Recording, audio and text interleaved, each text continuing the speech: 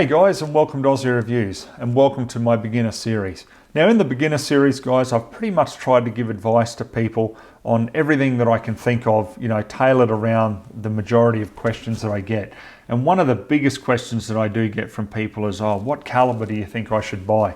So what I've decided to do now is a series under the beginner series on caliber reviews. So it won't be, terribly long. I'm not going to waffle on for ages with it. I'm just going to cover the basics with a bit of the history about a caliber, the pros and cons, and then just overall from my experience of using them in the field. So we'll kick off with the 223 Remington. Okay, so the 223 Remington, as you can see, isn't an overly big caliber.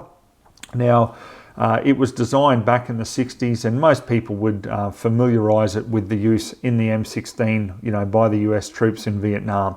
Now, since that time, obviously, it's become very popular in a wide variety of hunting rifles. Virtually every farm I know of has a bolt action 223, and for good reason. It's just very versatile. So we'll jump into the pros of it, okay? It is cheap. It's very cheap in the sense of when you compare it to other centerfire calibers, you can get bulk special deals on this, down as low as 50 cents a shot. So, how can you go wrong? It makes it very affordable for a centerfire cartridge. Obviously, you can reload it as well. So, if you want to tailor loads to your needs, you can definitely do it with the 223. The other positive too is you can buy it anywhere. You go into any Outback store here in Australia, and I pretty much guarantee you they're going to have 223 on the shelf. A lot of other calibers, you might not be so lucky with. It's also got a lot lower noise than, other centerfire calibers like 243, 270 and so forth. Obviously they're a lot larger, but the 223 is just reasonably comfortable, to shoot. It's got very mild recoil, and the noise isn't, excessive. Where basically people are going to hear you from miles away.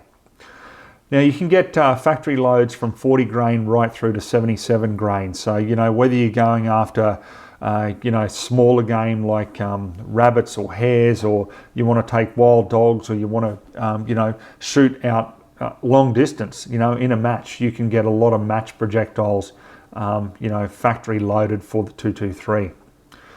Now, in different rifles that are chambered in 223, you can get them in various different actions. So obviously you can get bolt actions in both varmint and more hunting sporter setups. You can also get them in the pump action like the Remington 7615, which is very popular here in Australia, and also the Warwick straight pull in 223. It's also very popular. And naturally you can get them in semi-autos as well. The 223 is available in like the Mini 14, the AR-15 and other semi-autos that have just been around for ages with this chambering for 223. Now, cons. It's really been hard, guys, to talk about a con with the 223 because it's just one of those calibers that can pretty much do everything. However, I do find that it does lack the energy to take large game humanely, okay? So what I mean by that is, this is not a caliber you'd be going out with to, take red deer, sambar deer, or large heavy pigs.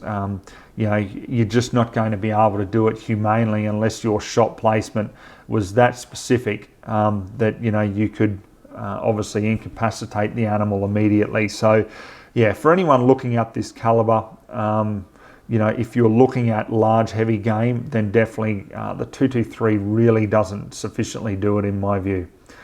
So overall, guys, it's a great versatile caliber. It can pretty much take everything from varmints to medium pigs, with everything in between. So wild dogs, obviously professional roo shooters love the 223. And it's just a really versatile all-round caliber. You can also load it up there, obviously, for match ammunition, or matches, I should say.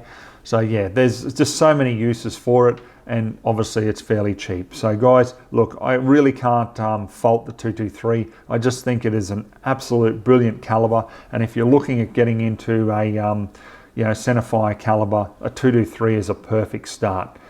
All right, we'll leave the video at that, guys. If you like it, please give it the thumbs up, and I'll certainly do a lot more in the future.